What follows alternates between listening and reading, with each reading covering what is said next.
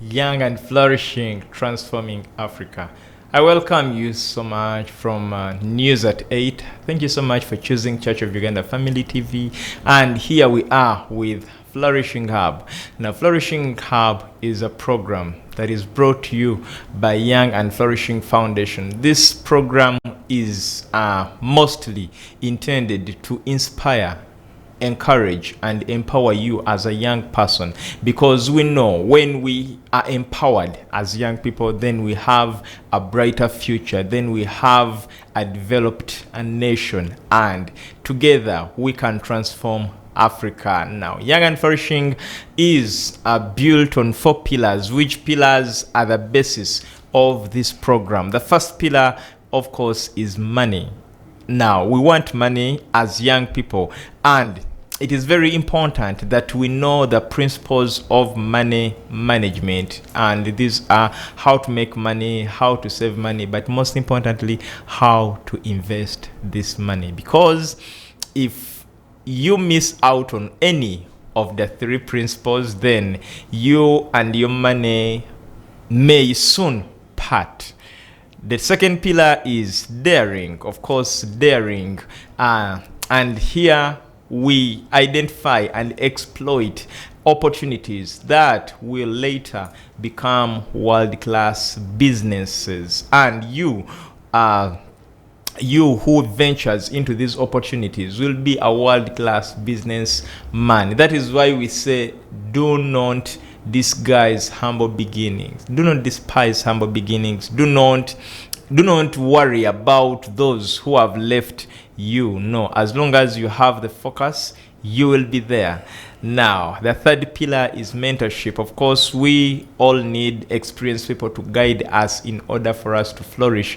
That is why Young and Flourishing offers you mentorship, just in case you want to flourish. Because in order for you to flourish, you need someone who has walked the journey you want to walk, or someone who is where you want to be, to speak to you, to guide you, to tell you, so that you do not repeat the mistakes that they went through. And the last pillar is strategy. Of course, you need to have a plan for your life, because if you do not have a plan, then you'll always be in other people's plans. I welcome you once again. Edrine Mukalazi is my name. Now, today we are looking at the untapped potential of Africa. Now, when you talk about Africa, someone would really think, why do you go so fast and stretch your arms to Africa? Yes, our target is Africa. We base in Uganda to transform Africa, and this transformation is caused by me and you. Now, when we talk about the untapped potential of Africa, with us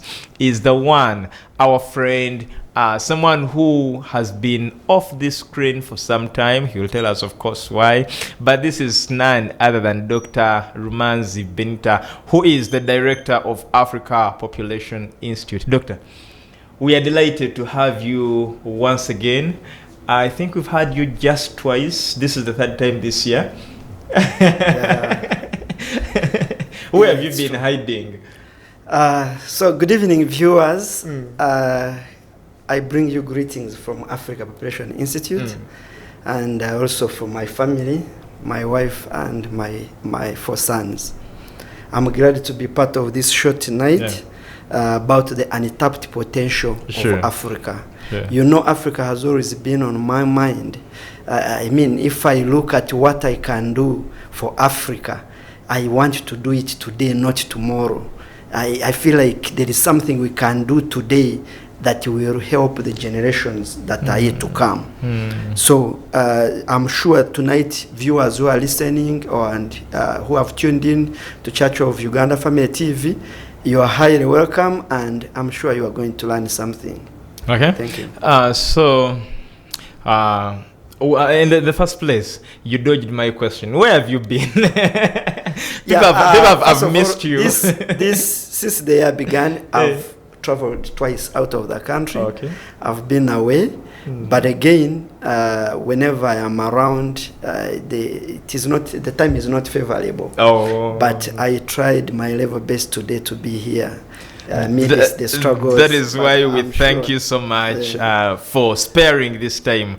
And Today we are lucky that time was really favorable to have you. So, Doctor, I know you and Herbert, who is actually the founder of Young and Flourishing, have a big burden for Africa's transformation. But what made you get this passion of transforming Africa? You know, why? What even makes you think about Africa at large as a continent and not Uganda? Not Uganda in particular. You see, there is what we call a drop in the ocean.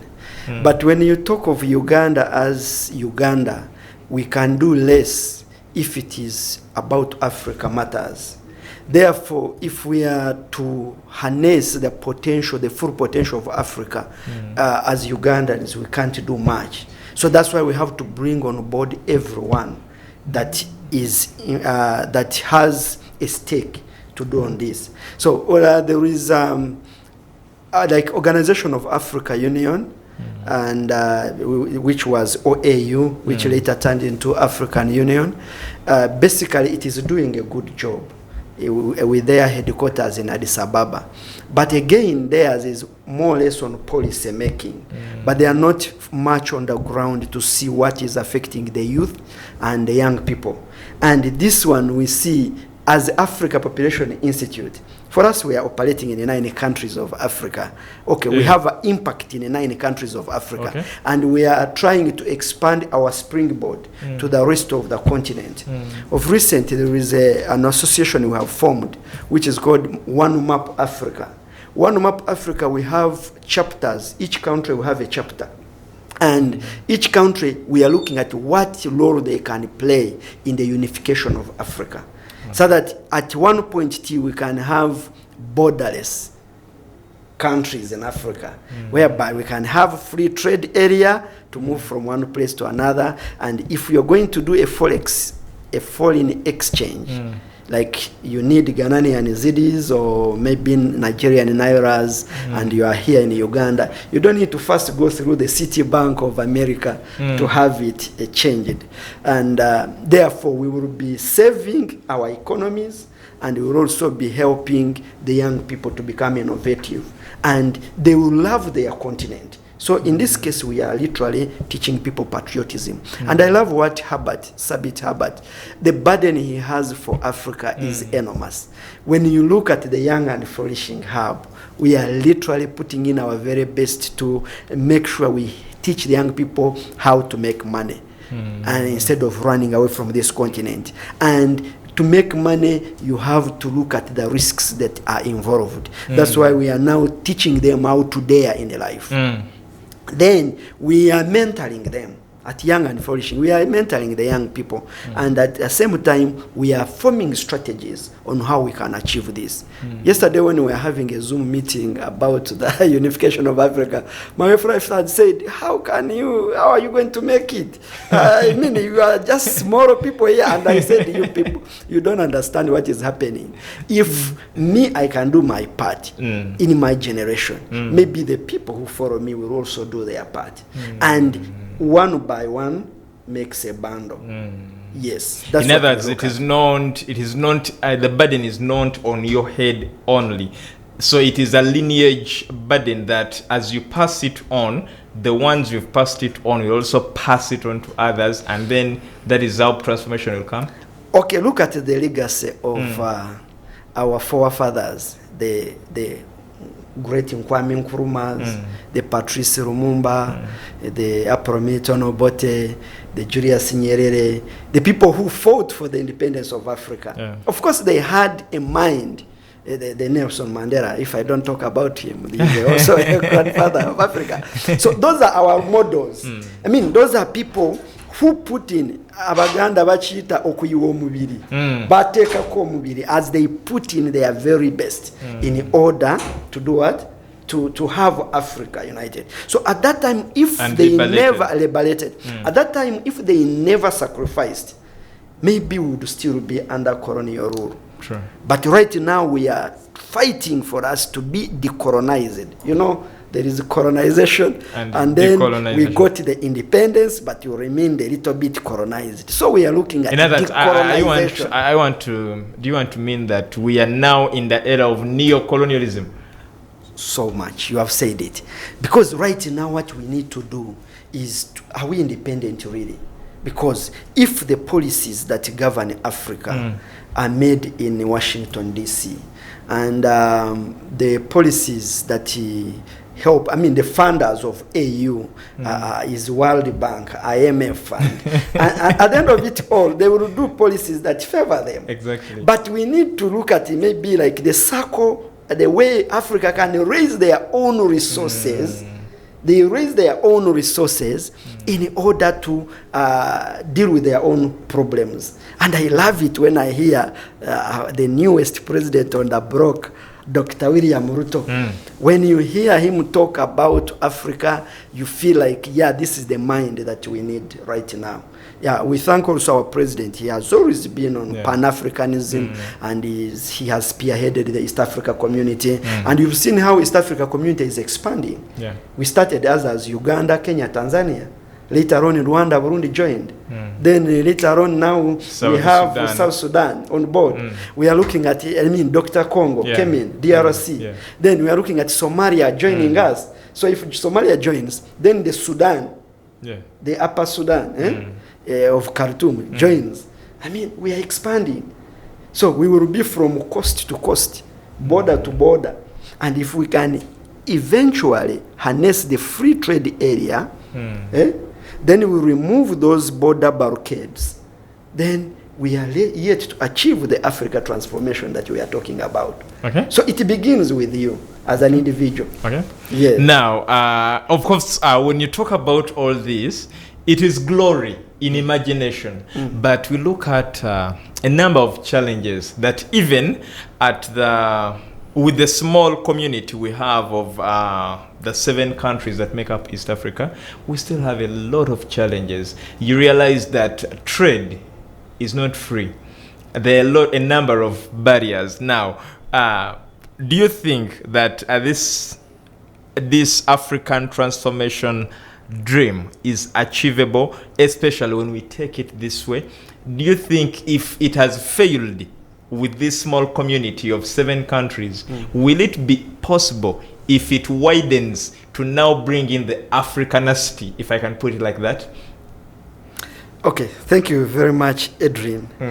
Let's first take the preamble. The preamble. We know that Africa, it is the second largest continent in the whole world. Yeah. And it is approximately 30.3 million kilometers, second on Asia. Then even the population, we have 20% of the world's population. They stay here in Africa. Now, of course, we are the second, again, from Asia.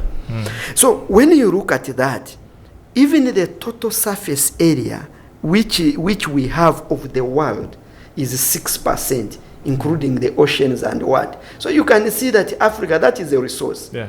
But then when the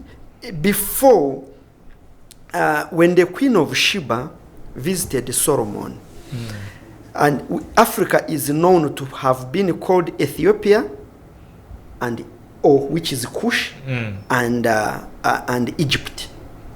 So that is Africa. There was no South Africa, there was no West Africa, there was no all that. Those kingdoms of Egypt and Ethiopia, they covered the whole of what? Africa. Meaning that people were free to move from one place to another. And there were no borders, there were no barricades to stop them, and we were a world superpower at that time. And our dream is to get back to those roots, because the 400 years that we enslaved the children of Israel are done. And therefore, right now, it is us to receive our lost glory. We want to see people looking for visas coming to Africa, but we don't want to see Africans running away from their continent, because the potential we have is enormous.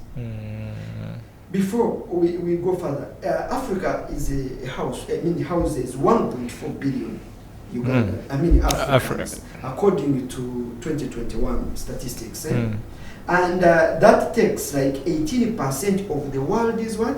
Population. Yeah. And you know that Africa, we are the people with the lowest. I would get the most productive age, which is 15 to 24, like Young and Flourishing says. Yeah. 50, who are 15 years to 24 years. So what we do with this population, what are we doing? We are just bothered with the contraceptives, like using like family control and what. But we are not looking at the potential of this population. If it is supposed to be harnessed as a market, number one, these are young people who are very resourceful, who can provide labor intensive and cheaply. Yeah. You know, China has grown into one of the world's superpowers simply because of their population. And they have that population whereby they have labor intensive and they produce stuff at low cost. Yeah. That's why China things are the cheapest in the market. Yeah, China can produce that for different for classes. all classes. Yes, the cheap, the middle class, and the what, the first class. But all of that, it depends on their population propensity. So let's look at what can we do for Africa instead of fighting just to reduce the control. I mean, to control the birth and the like. We are looking at now, because you've said that what our emphasis should be is attracting people to come to Africa, not releasing Africans to go to the other continents. Of course, we have one of the most recipient continents is Asia, which is a recipient for very many of Africans, Ugandans, and very many other people from other countries. But you realize that they say, or it is alleged, that they run here because they don't see any potential here to blossom, to flourish. So they think, when I leave this continent, I fly, maybe I go and work in the Middle East for 3 years or 5 years or 10 years, I can come back here and cause transformation. Do you agree with that? No, I don't agree with it. Because look here, they are young people. To go to the Middle East, you are required to pay 6.8 million shillings. Uganda shillings, which is approximately $2,000. So if you have the capacity of raising this $2,000 and invest it in a productive venture, do you know, even if you put this money on a fixed account, how much money it can make for you? There is fear of risks. So someone sells this piece of land. Yes, that's why we are teaching people about daring in life. We are teaching them to be daring in life. Because if you fear risks, you know, high risk ventures, like I always say, they pay. And low risk ventures, of course, they don't pay much. So because this is the mind of a few people I've talked to who want to go to leave this country or this continent and go. A few people, of course, will want to go and maybe look for greener pastures in Kenya or in Tanzania or in South Africa. Very many want to leave this continent. But this is what they say. I have my piece of land. If I sell it off and I invest into Uganda, taxes are high. Competition is high. The cost of living is high. You realize that I may end up losing it all. It is better I sell it, I go to the Middle East, I work, and this money accumulates. My friend, that is misinformation. That is misguided information.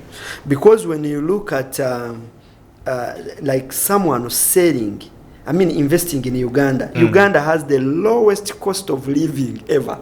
I have traveled to almost all continents, but everywhere you go, just living on a day is not easy. But Uganda is a place whereby even our staple food almost grows wild. Matoke, it almost grows wild. It is the cheapest food you can find. So when you talk about that, even like posho, ugali, it is Africa is a place where you can come and survive. Even my president talked about it when His Excellency Yoweri Kaguta Museveni said that Africa is a place whereby only fools can survive. But when they go to Europe, they will die. They will die of winter. But here, even someone who does not have what a mind can survive.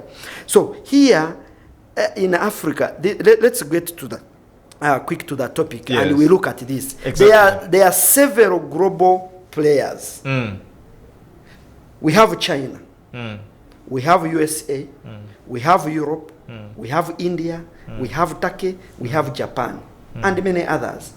All of them are looking at Africa as their market, as their potential for raw materials. They are looking at Africa as, why are they fighting in a Cold War? They are in a Cold War simply because everyone wants to win our favor. Meaning we are the ones who have the thing that they need. So Africa, we only need to look at sustainable development. Our leaders need to look at sustainable development. And we look beyond what you gain right now. If we can fight corruption, the people who misuse the resources just to make themselves rich, they should look at a scenario whereby they can use that resources to run the continent affairs. And let me tell you, Africa, not even the sky can limit us because of what the untapped potential we have. Let me come to the potentials that we have. Yes, because we are now talking about the untapped potentials, and I carry a mind of someone watching us who thinks they have tried all potentials and they feel they have failed to get a better place to stay, and the only option they have is to gather money and disappear from this continent. Edrine, invite those people to come to the Young and Flourishing Hub. They tell us, the last time I was on this set, I told them that even if you have 100,000 and it's the only money that you have, come to Young and Flourishing Hub. We shall teach you how to use that, how to multiply that money to become a maritime millionaire from 100,000. And likewise, if your father left you with land probably of worth $1 billion shilling, still come. We will guide you on how to use it instead of selling it. I can advise the young people who sell their land in the village to buy border to come and work in the city. That is just misguided what kind of information that they hear, that there is better life here. But I can stay in the village. Like I was telling people, if you tie my hands and take me to somewhere in the wilderness and I don't have anything, but there are people around, I can thrive and make money through Young and Flourishing like we always do. I can make money from there from nothing. Leave alone my degrees, leave alone my exposure, whatever I have done. But I have mastered the art of multiplying the little resources that we have in order to survive. Okay. So when you look at the Africa trajectory, we have a number of raw materials, critical raw materials, which the world is looking for. That's why people are coming to us. This one, I was afraid to say it on the set, but you see like the war that is taking place in Khartoum, in Sudan. Do you think they are Africans fighting? No. These are people, they are players behind who are playing like puppet masters. Yeah. One is pro this, another one is pro this. It is Russia against USA. But it is fighting it on the African land. So if we woke up as Africans and we said enough is enough, like His Excellency William Ruto said, we can deal with that nonsense, and Africans will know that you are my brother and we can work together and we can develop our continent. So now they are destroying the infrastructure that they have built for several years. Now that infrastructure, after what they will have a recovery program. We also look and at then they what go happened and start getting loans to recover, to build the rail line that was destroyed, to build the road that was destroyed, to build an airline that was destroyed. You go back to borrow money. This is a thing that happened in Libya. Up to now, Libya is in a soul state. So as Africans, let us wake up and say enough is enough. It is us to transform our continent. If Kwame Nkrumah right now came on board, or Patrice Lumumba, what will they see? Which kind of continent they had envisioned. So that's where we want They left to it in the hands of cowards. You mean these are the guys who accepted it to be denilled, removing their nail, they removed everything, and they were killed. But they died, they shed their blood for this continent. So we believe that there are few Africans, like in that chapter I've told you, whereby we are determined and it will come to pass. Yes, it will come to pass. So one of the potentials that I see as Africa, one is our population. Population is a potential. Yeah, people look at it as a threat against resources and what. The Malthusian theory, Reverend Thomas Malthus said that we need to control the population because the resources are what? Are meager. And he advocated for issues like wars and calamities and like that. But I look at it like, when you fly on top of Africa, you look at the vast land. You look at, I mean, you can fly for 2 hours without looking at a homestead or whatever, or a settlement. All those are resources that are untapped. I mean, if people were to fill this continent, I mean, we have enough to do. So I'm not advocating for people to produce because they told Adam to produce and what and subdue the world. But ideally, population is not our problem. Yes, we should look at its dividend. There is what we call population dividend. How can we harness this population and look at it in a positive way in terms of market, market potential. And in terms of manpower, labor force. If we can look at that, then we are no longer bothered about the numbers. But we are looking at even the numbers are not what? Not enough. So our population is one of our untapped potential. Because I talked about it, I said we have 20% of the world is what? Population. Or 18 to 20%. Then number 2, let's look at our, the resources, like, okay, the solar energy. Look at the solar energy. Do you know that if we had the capacity to harness the solar energy here in Africa, we can provide all the, industries which are energy intensive. I mean, the energy is enough. We have the hydro, we have the biogas, all of that. But let's concentrate just on one, solar energy. The wind that we have, it can also produce enough energy for our industries, which you can't find in other countries, in other continents. So, as Africans, let's think as one. You know, when you talk about energy, there is one of the biggest manufacturers of sugar here in Uganda. I visited their company, and they told me we no longer use hydropower here. We manufacture the power, the energy that we use to run all these machines, all the equipment in the factory. How they use the byproducts of the sugar. Of the sugar cane. Yes. That is what they use to manufacture. And all of that, that's why I'm saying we need innovation. We need people who are innovative. Innovative in order to look at the problem and then come up with a solution. So those people cut down the energy, the production costs. And now they are producing at excess capacity. And they are making more money. And if all that money is invested here, say that factory, I don't want to ask you if it was owned by Uganda or an African. That is the talk of another day. But if all that money that they are making is plowed back into the continent, then we will not need to go and surprisingly, you realize that the young men who come up with this technology are actually Ugandans who maybe have not been empowered somehow. So because they find a farm that empowers them, the farm takes the patent rights. Exactly. Now, of recent, Makerere University has just launched a solar cooker.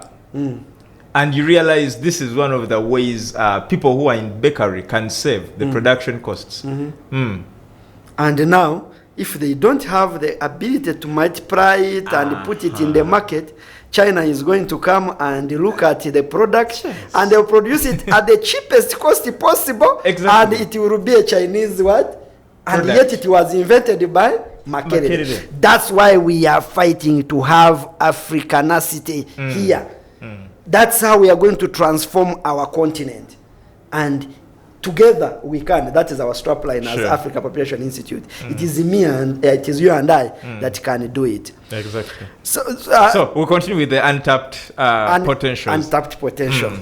Then let's look at the film and the art industry.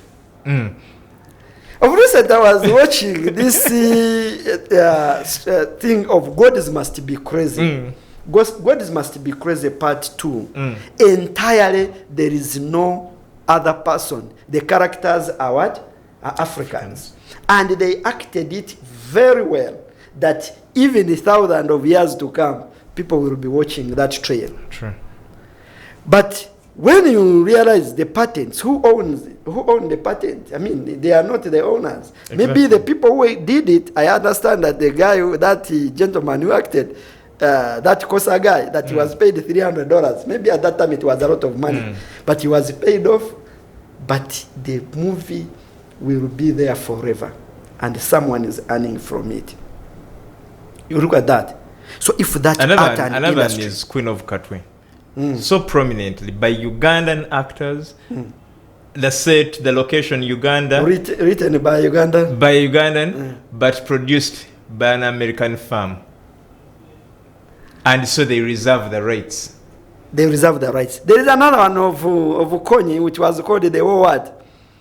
The machine gun. The machine gun. Machine gun preacher. I mean, Americans. No, let's look at others, like the one of Idi Amin. It was shot here at Makeda. I remember they were shooting it. The Queen of the King of Scotland.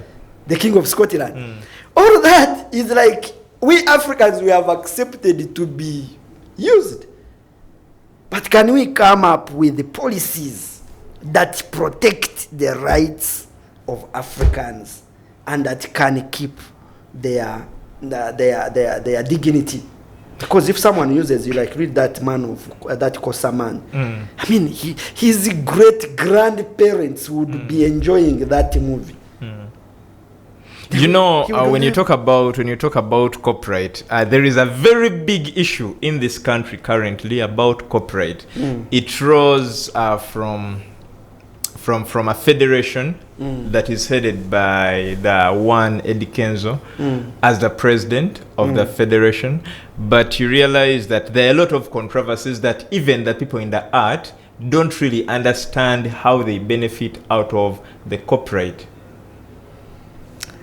That will be another time of another day. Maybe you can come and talk about just the copywriting and how arts and film can transform. Because look at France. Okay, we are on Africa transformation. Yes.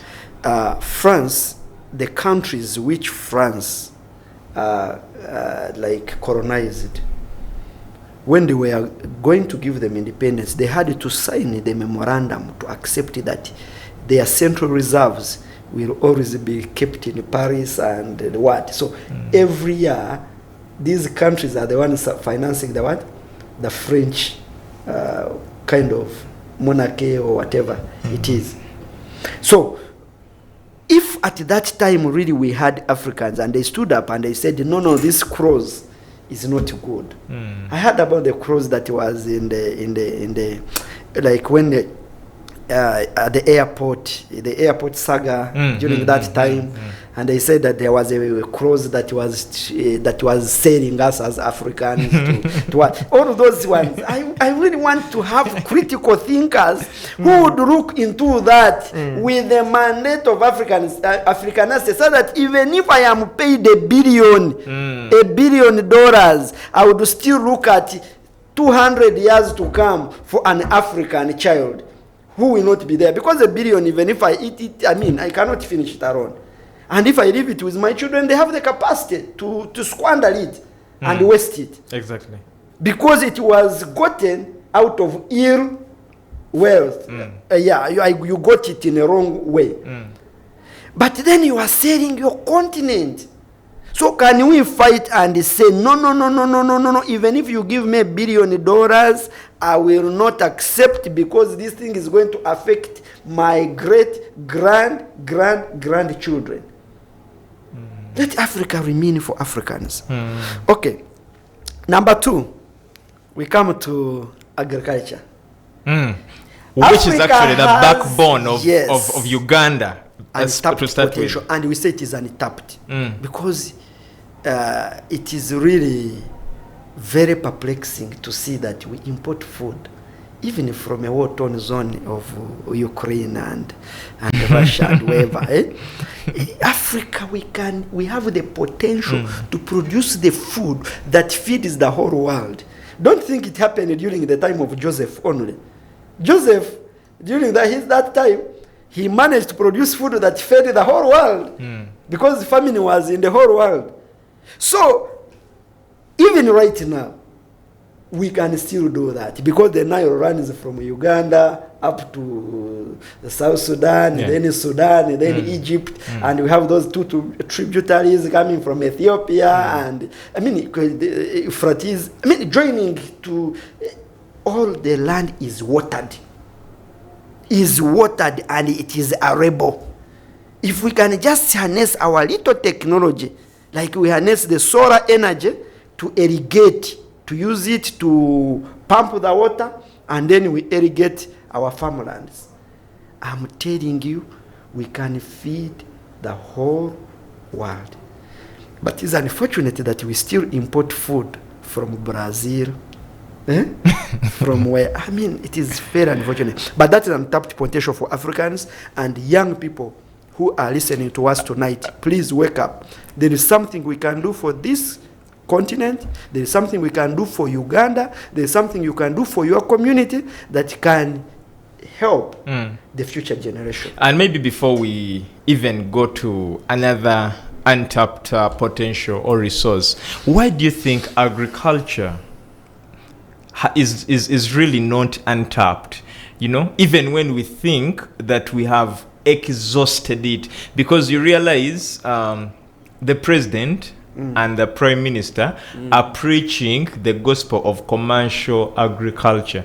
But why do you think this has failed to sink into the heads of Ugandans and maybe other countries? We always talk that it is a mentality. It is a mindset. When the Englishman or the Frenchman, or when the colonial masters were leaving this continent, they taught us that you cannot survive without us.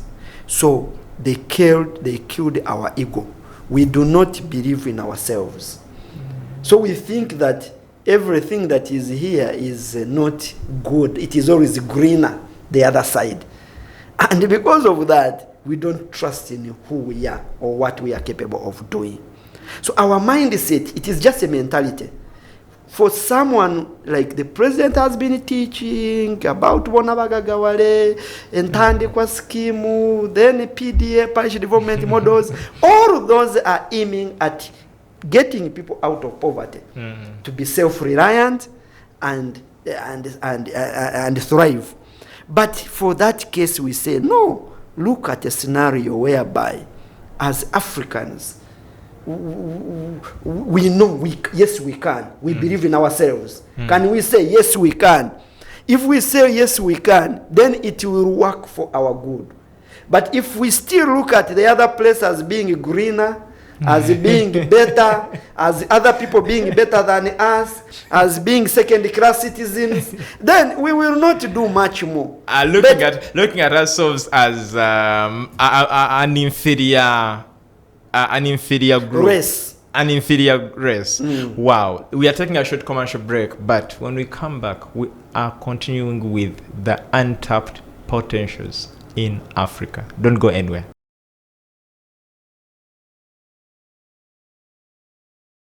young and flourishing, transforming Africa. And transformation starts with you and me. That is why we are here talking about the untapped potential of Africa. We have plenty of untapped potential, even when we think we have exhausted all the potential in Africa. And before the break, you were talking about agriculture, and it reminded me of one region in Uganda here.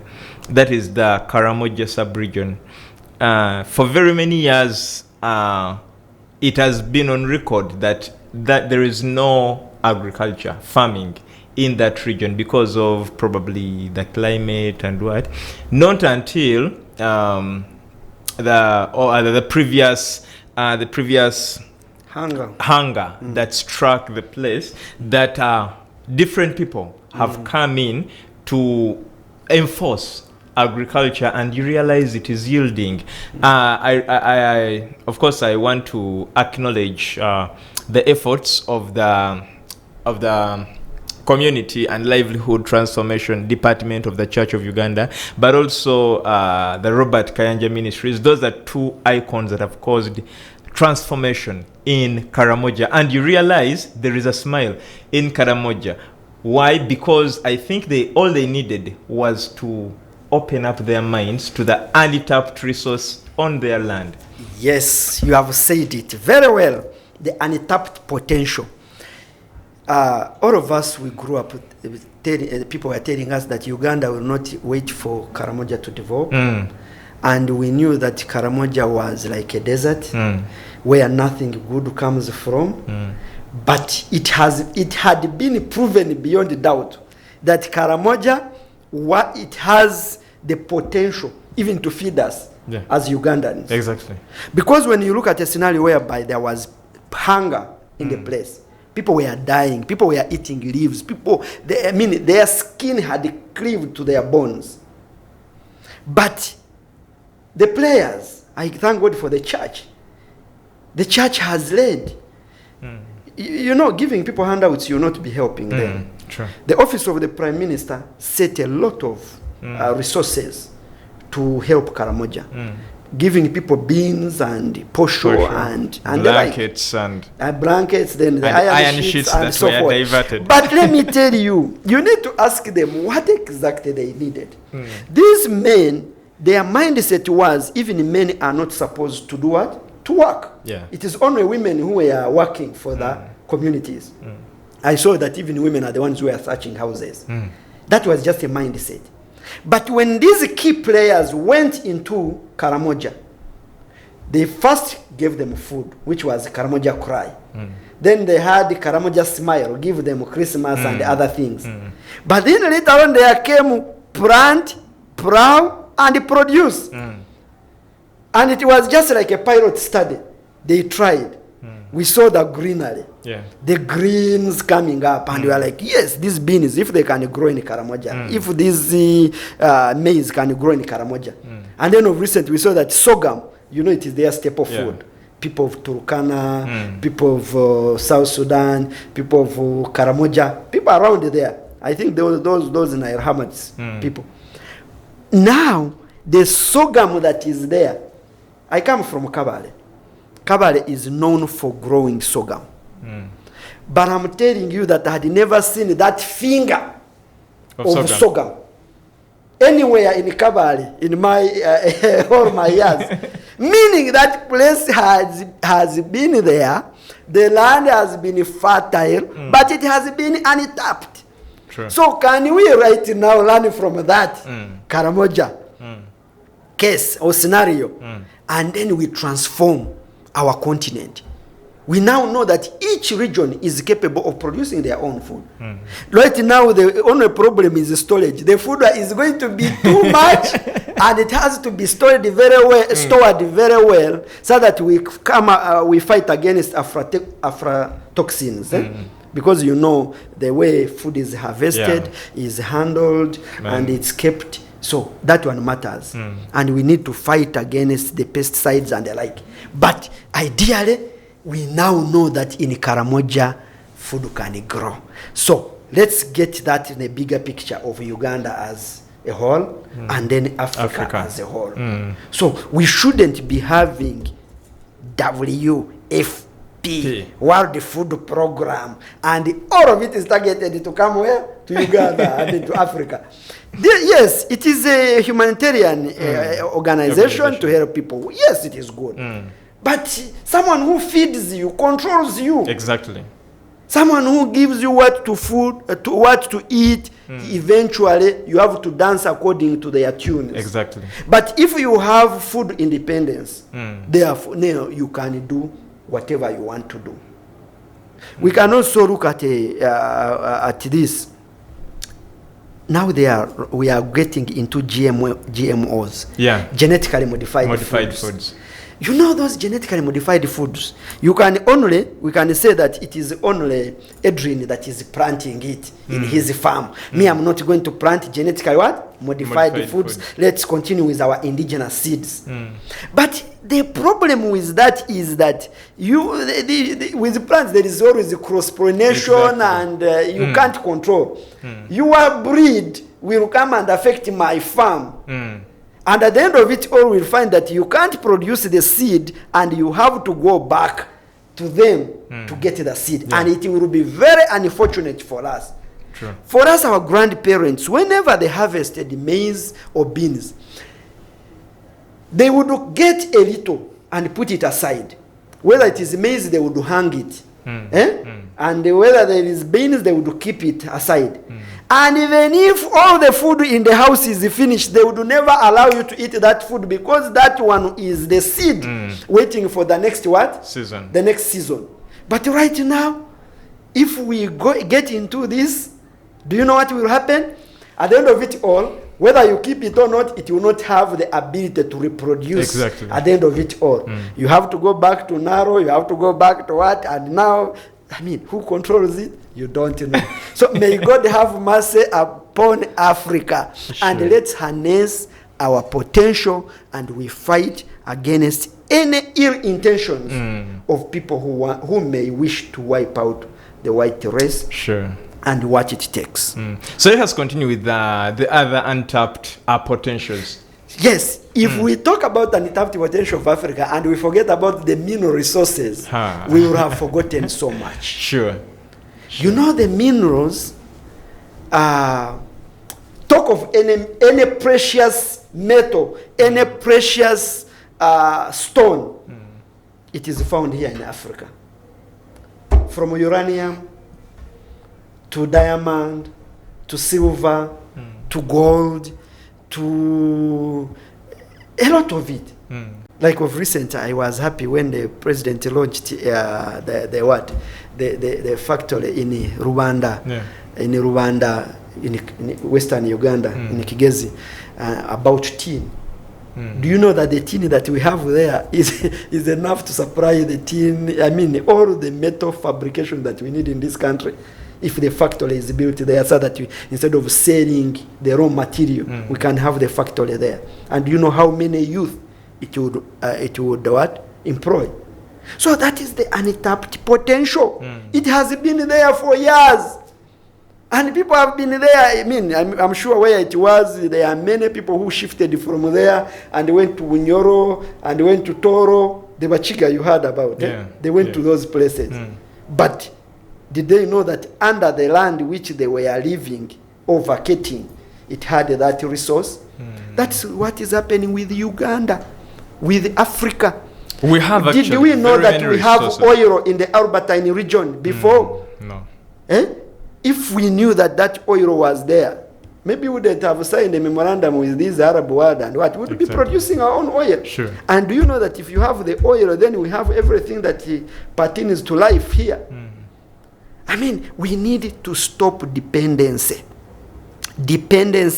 and we need to get the spirit of independence. But independence is not this political independence which we get, but let's have a mind that is independent. Independence. Whereby you can think and plan and do things your way without fear or favor, that if I do this, what will they say?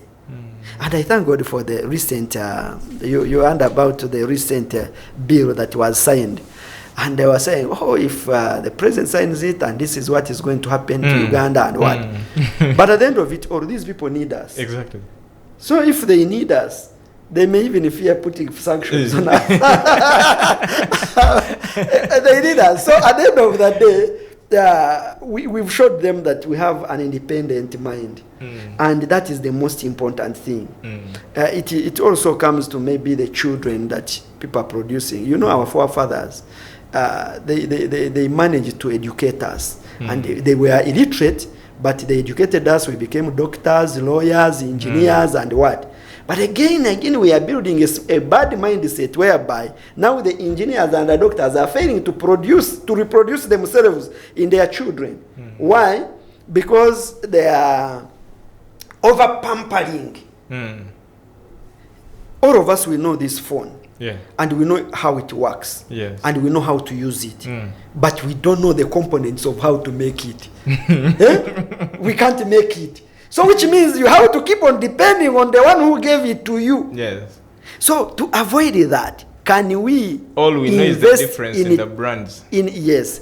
Can we get involved in harnessing our resources and then we produce what we don't have? We use what we have to get what we don't have. If right now we are to import any mercenary, to import anything, we should be importing mercenaries to come and teach us how do you make an aircraft. Sure. We make an aircraft made in Uganda. Yeah. Yes, made in Africa. All African countries have aircrafts, like there is Ethiopian Airlines, Uganda Airlines. But do you know how much money we have paid for those things? Lots of money. And even when we need to restore them, we have to, when they get faults, we have to go back to the manufacturer. Very soon we are buying more too, but we are still going of keeping on depending on them. But if right now that little money we invested it in hiring a mercenary and then we come and assemble an aircraft here, my friend, even the great grandchildren would be eating on that. True. Yes. True. So we are running out of time, but we now look at the young people because we understand that when we have the young people transformed, then we have everything, because out of these young people is the raw materials, is the manpower, is everything that we need as far as transformation and development is concerned. What a word of encouragement do you have to a young person out there watching us who might have not thought of all that we are talking about, or who might not have seen any beauty in Africa, and maybe they have started regretting why they were born in Africa? No need to regret why you were born in Africa, because I believe that when God was creating the human race, he placed the best in Africa. Exactly. And we should be proud of who we are as Africans. We should be proud of our hereditary. And we also need to look at why all the odds have been against us. But we have weathered the storms of life. We have not been subdued. There is a scripture. Let me end with this. There is a scripture in 2 Corinthians, I think it is 8 verse 4, which says that we are troubled on every side, but we are not in despair. Yeah. We have been placed down, but we are not crushed. But meaning all odds as Africans, they have never been in favor. Our forefathers were taken as slaves to America, to Europe, but those who were taken to the Middle East, I don't know what happened to them. I think there could have been a genocide that killed all of them, because they were also taken by the Arab slave masters. So, but we don't see the black race in where? In the Middle East. So we need we need a lawyer like the one who sued those who crucified Jesus to sue to find out what happened to the blacks that were taken to Arab world as slaves. We need to find out that. But to this, let's utilize our workforce. Young people, you can do something for Uganda, your community, you can do something for Africa as a workforce. Let's utilize our patent rights. We know what belongs to us. No one should just take us with a jargon of words in the plain white paper, and then at the end of the day there is a clause that tells you that you have sold your kingdom. You know, that's how the 1900 Uganda agreements were signed and what. All of that, we really lacked a keen eye to look into the lines and say, no, this is wrong. And whoever said that, people were there, but whoever said that, maybe he was assassinated or he was killed at that time. But right now we have a platform whereby we can encourage the young people and tell them, you look here, we have a role to play for our continent. And finally, I would want to thank Church of Uganda Family TV for always giving such educative platform to the not only to the youth, but I'm sure there is a young person there who, there is also an adult or an older person who can go back and recorrect the errors that they did and come up with a new life. Like the guy of KFC. I understand he retired at 80 and he had nothing. But then when his mother died, he found that he had given him a Bible. And in the Bible there was a recipe how to prepare chicken. And he went and prepared it on the mother's memorial. And later on, it became KFC, Kentucky Fried Chicken. And everyone is looking for it. You see that? So he recollected his life. At 8, I believe he was looking at himself as someone who was already wasted and had gone. So even the young people, we have a role to play, but also our seniors, those who are politicians, those who are in authority, please utilize whatever you can to make sure that we transform our continent. And let's continue fighting the corruption, because the corruption is a vice that is really taking us. And therefore, these players, US, Europe, India, what? They will come. They will come and support us from our own country. Looking for us, not us looking for them. Instead of us running to them. Wow. Thank you so much, Dr. Rumanzi. We are indeed grateful.